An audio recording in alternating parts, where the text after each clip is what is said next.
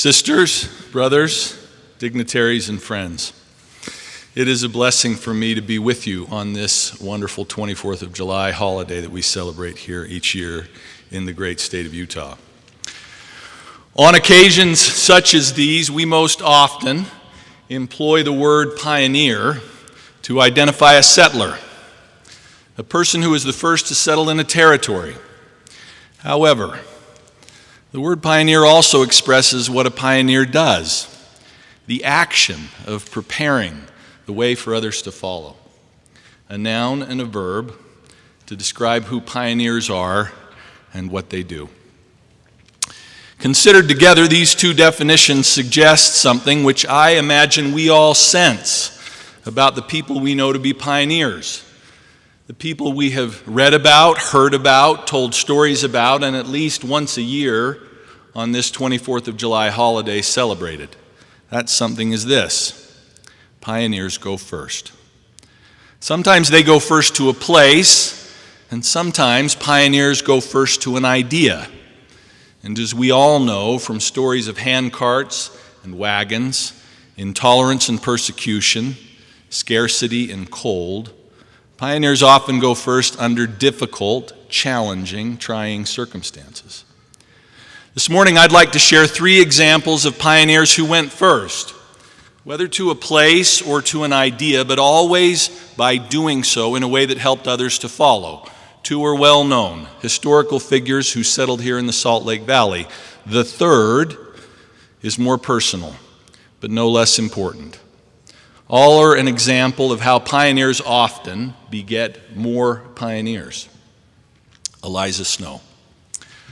Eliza Snow was a pioneer. Born in Beckett, Massachusetts in 1804, her gifts for poetry, language, and spirituality helped her to prepare the way for others to receive and understand the transformative ideas of the restoration of the gospel of Jesus Christ, such as the divine potential inherent in all of God's children.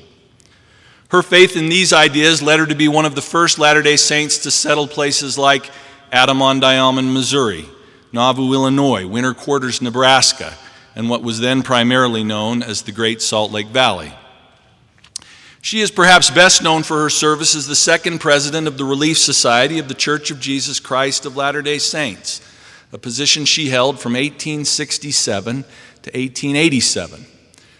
When organized on March 17, 1842, and considered in the context of its time and place, the Relief Society itself was the embodiment of a pioneering idea, a mid-19th century organization led by women empowered to take independent and transformative action within the larger communities in which it functioned. At its inception in Nauvoo, Illinois, the Society's first president, Emma Smith, explained its purpose: to seek out and relieve the distressed, she said. Her husband Joseph would later add, the Society is not only to relieve the poor, but to save souls. Eliza was the Society's first secretary, and she was careful to keep its minutes and membership records. The Society disbanded for a time after the death of Joseph Smith, but Eliza carefully carried the records from Nauvoo to Winter Quarters and then on to Salt Lake. I imagine that the Nauvoo minutes were important to Eliza like seeds were to a pioneer farmer. They were, as Joseph Smith explained during the Society's organizational meeting in 1842, precedents for you to act upon, your constitution and law. The minutes evidenced the founding ideas and principles that offered so much promise and opportunity for the Society when it was conceived and established in Nauvoo. 25 years later, in 1867, the pioneering ideas memorialized in those minutes were replanted in the Salt Lake Valley when Eliza was invited to reorganize the Relief Society. As part of that effort, Eliza went from ward to ward, assisting in establishment of each ward's Relief Society organization. Of the experience, she remembered it this way: to me, it was quite a mission, and I took much pleasure in its performance. I felt quite honored and much at home in my association. She took the Nauvoo minute books with her whenever she visited a ward, and no doubt used the minutes to plant the pioneering ideas and purpose of the Relief Society throughout a new generation of Latter-day Saints. In February of 1869, Eliza visited the 17th Ward here in Salt Lake. You can read the entirety of her address to the 17th Ward in a wonderful book published in 2017 by the Church Historians Press called At the Pulpit, 185 Years of Discourses by Latter-day Saint Women. Her instruction includes plenty of references to duty and responsibility, as well as encouragement pertaining to topics we might recognize in today's church, such as how to work in alignment with the bishop of the ward. In its entirety, however, the speech overflows with a sense of Eliza's confidence in what the Relief Society and its members had to offer. At the beginning of her remarks, Eliza made an observation that reflects a hard-earned sense of insight into what it means to be a pioneer. I want to read it to you carefully so that the power of its observation can really sink in. So please listen carefully. Quote, "I have often thought," she said, "that unless we had more to do than what it seemed possible for us to accomplish, that we should not perform all that we might.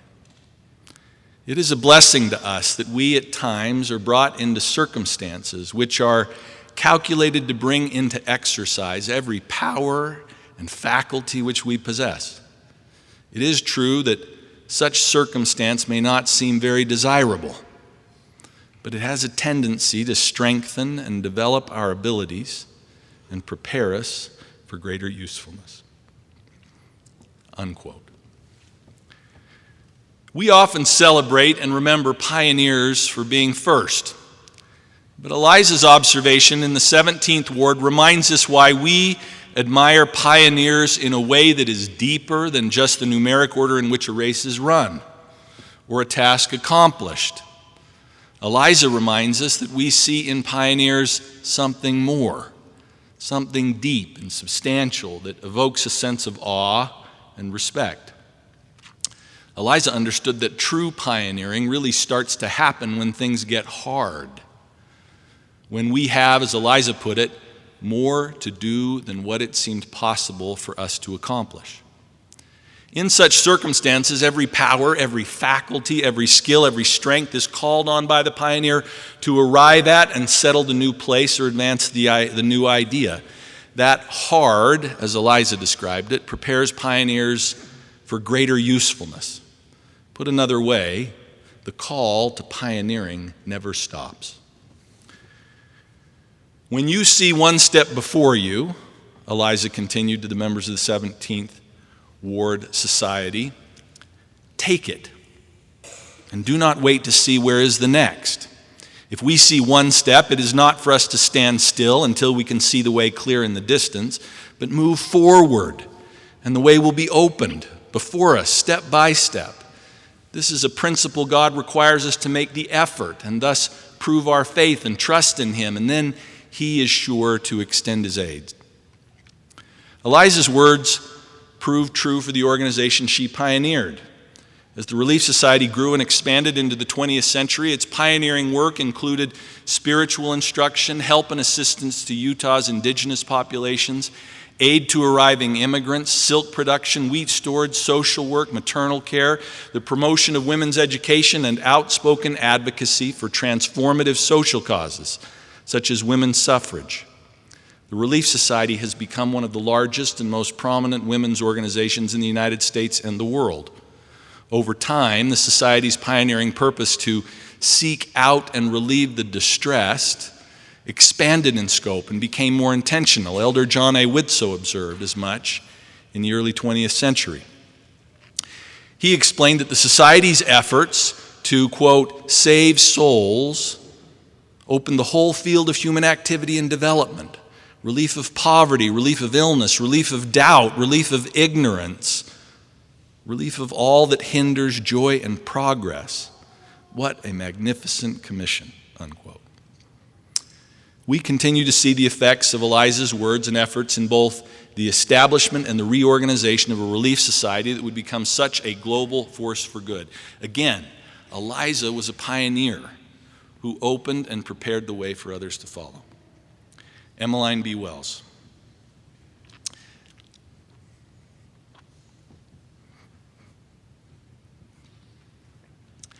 Emmeline B. Wells was a pioneer of the next generation.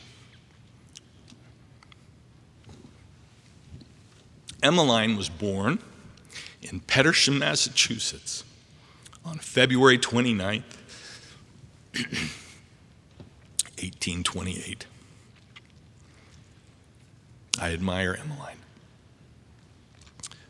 While still a teenager, she joined the Church of Jesus Christ of Latter-day Saints and married James Harris, a young man her same age.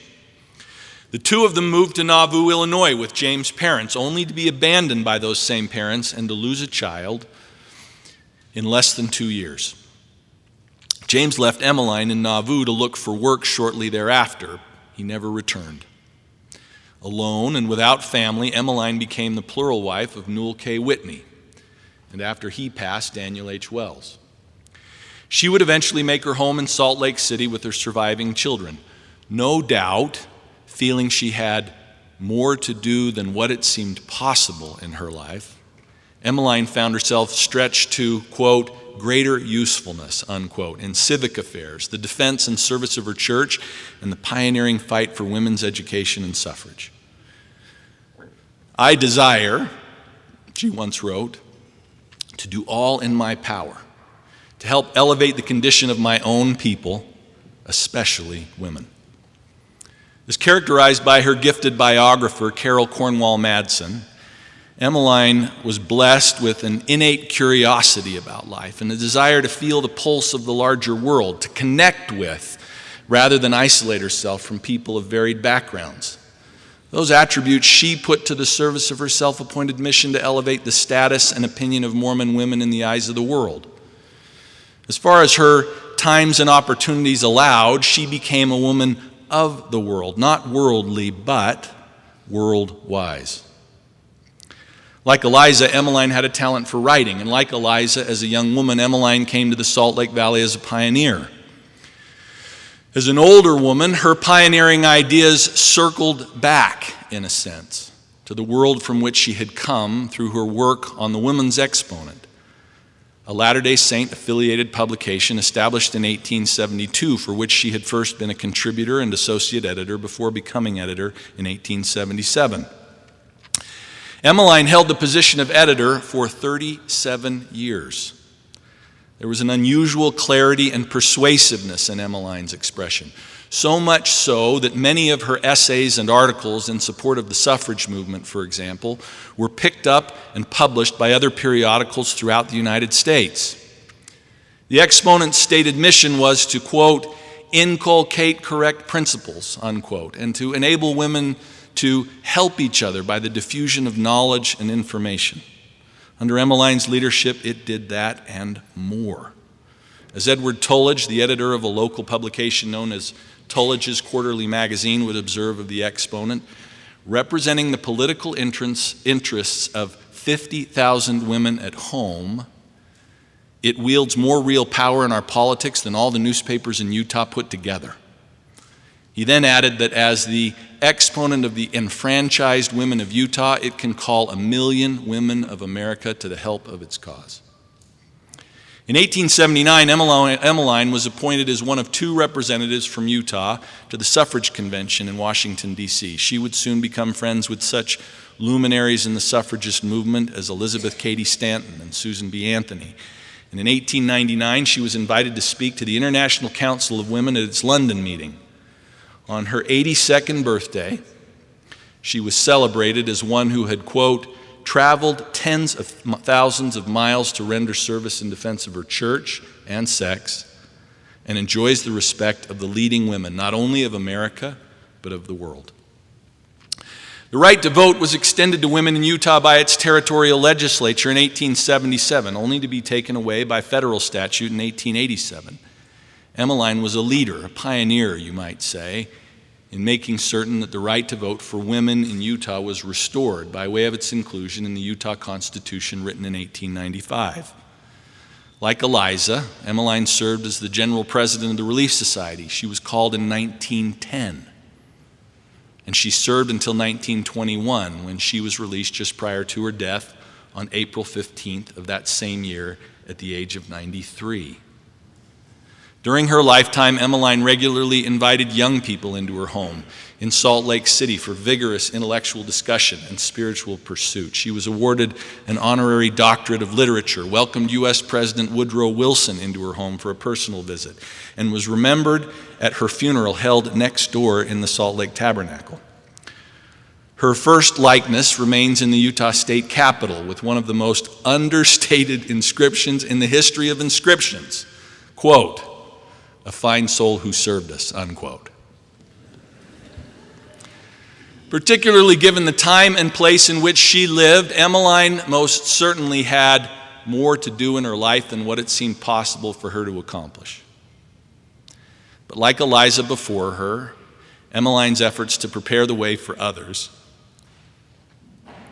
and to advance ideas that were significant and meaningful for the larger community in which she lived magnified her skills, her talents, her ability, and her strength. Emmeline was a pioneer. Listen for a moment to just a few examples of what Emmeline wrote in the Women's Exponent about what she believed to be the beginning of a new era for women. Engagement as the antidote to prejudice, the power of the vote, the impact of women's suffrage, and her belief in education. First, women's sphere is widening. Her star is in the ascendant, resplendent with light that is shedding its effulgence abroad and penetrating the darkest corners with its glorious rays. Second, we must meet and mingle with people to remove prejudice. Third, there is no other vitalizing force that can permeate every home and appeal to every individual citizen as the ballot can. Therefore, it must be the mightiest lever to uplift and to regenerate the world. A woman who goes to the polls and deposits a ballot feels her political independence and that she is virtually part and parcel of the great body politic. Not through her father or husband, but in her own vested right. And lastly, my favorite, I believe in women, especially thinking women. Gwendolyn Bittner Worthlin. Emmeline B. Wells died on April 25th, 1921. 4 days later, on April 29, 1921, my grandmother, Gwendolyn Bittner Worthlin, entered the world. Full of the same pioneering spirit as Eliza and Emmeline before her. Gwendolyn Bittner Worthlin was a pioneer. Gwen was the second daughter of Joseph Leopold and Madeline Bittner Worthlin. She was raised in Salt Lake City. And in May 1944, she married my grandfather, James Wilson McConkie. After serving as a gunner in World War II, James studied music. His education and career eventually took him and his family to the University of Minnesota, where he taught composition in the music department. James died suddenly of polio in 1953, leaving my grandmother Gwen alone to parent their 3 children, aged 7 and under. Gwen gathered my father James and his sisters Kathleen and Michelle and returned to Salt Lake for a funeral and to regroup. Now, do you remember Eliza's advice to the 17th Ward Relief Society? Quote, "When you see one step before you, you take it. And do not wait to see where is the next. Move forward and the way will be opened, step by step." Unquote. And do you remember Emmeline's declaration of confidence and certainty?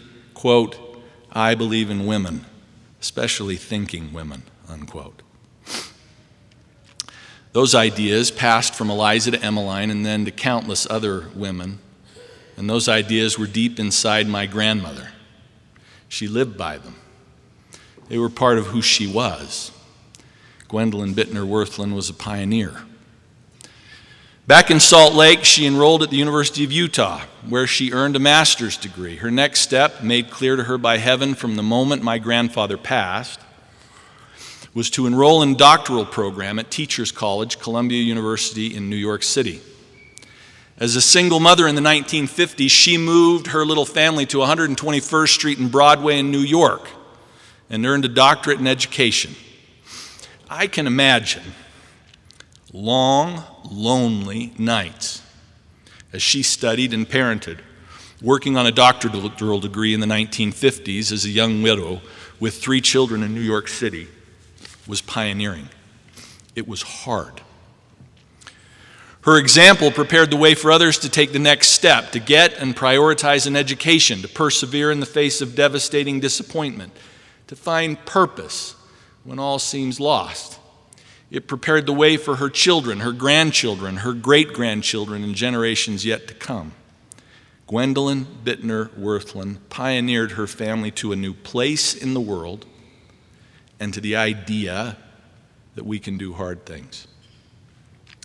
Today, my friends, there will be parades and floats, music and stories, barbecues and parties, all of which are an invitation for us to remember who pioneers are and what they do. Pioneers are the kind of people who fill us with inspiration and courage as they go first to new places or advance new ideas, always under seemingly impossible circumstance. We admire their resolve and are persuaded by their commitment. They are worthy the celebration. Our task today is to be open to what the pioneers in our lives have to teach, and to be mindful of all that they have done to prepare the way. Ours is to be willing to take the next step, go to the new place, consider the new idea, accomplish more, as Eliza put it, than what seems possible. Ours is to do as the prophet Alma advised Helaman. I would that ye should do as I have done, in remembering the captivity of our fathers and mothers. For they were in bondage, and none could deliver them, except it was the God of Abraham, and the God of Isaac, and the God of Jacob. And he surely did deliver them in their afflictions. Like those who went before us, ours is to pioneer. Now today, as we celebrate on this grand occasion, there are those among us and in the community in which we live who are pioneering. I pray the blessings of heaven on them, and stand as a witness of the reality of Jesus Christ and his role as Savior and Redeemer in the world. Of these things I stand as witness, and of these things I testify, with gratitude for the remarkable pioneers in my own life, and in the name of Jesus Christ. Amen.